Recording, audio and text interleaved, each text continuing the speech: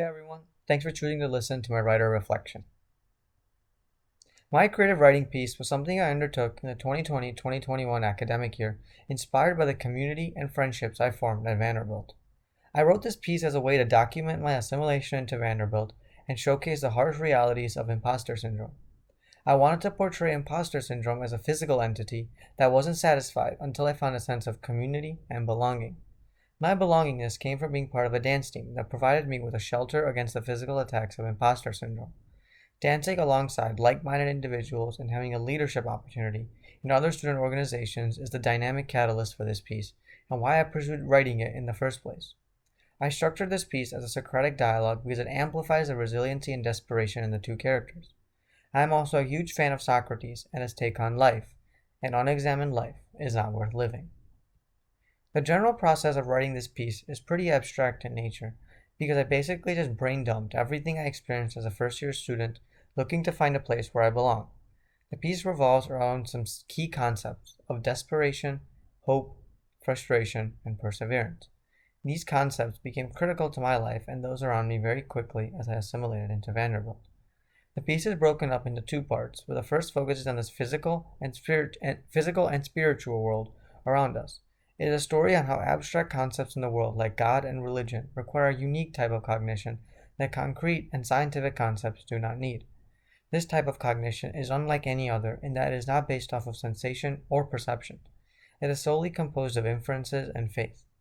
I have never felt luck or chance, but yet I believe in it and my lucky blanket because it's a higher order form of belief. This form of belief doesn't apply to science or math. Rather, it is characteristic of my central theme, love and belonging. Composing the first part of the piece was an extremely difficult and tedious process, primarily because it provoked such a philosophical lens on the world. I wanted to capture the concept of being lost in the spiritual world and not having any sort of railing to get you back onto your feet. The first part was essentially about overcoming imposter syndrome and finding something to ground you. Whether it be spiritual, emotional, or physical, at one point you need to take a leap of faith to believe you fit in, and that's what the first part really aims to capture. This part had a significant number of hurdles to overcome because the entire process of overcoming imposter syndrome and finding an aspect of the world to believe in is hard to qualify in words. That feeling of warmth is intuitive, and it was a lot of backspacing and rewriting to get that as clear as possible. The second half hones in on this idea of finding and believing in yourself.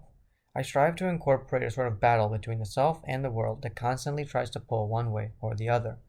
The second half was inspired by one of my friends who constantly engaged in this battle to balance the self and the world.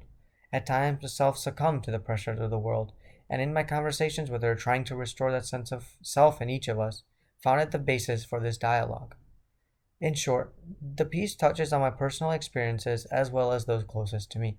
The biggest takeaways from this writing piece is that brain dumping can be a wise strategy if there is a solid framework pseudo guiding it, and that there is always a light at the end of the tunnel, even if you get to a challenge that seems insurmountable.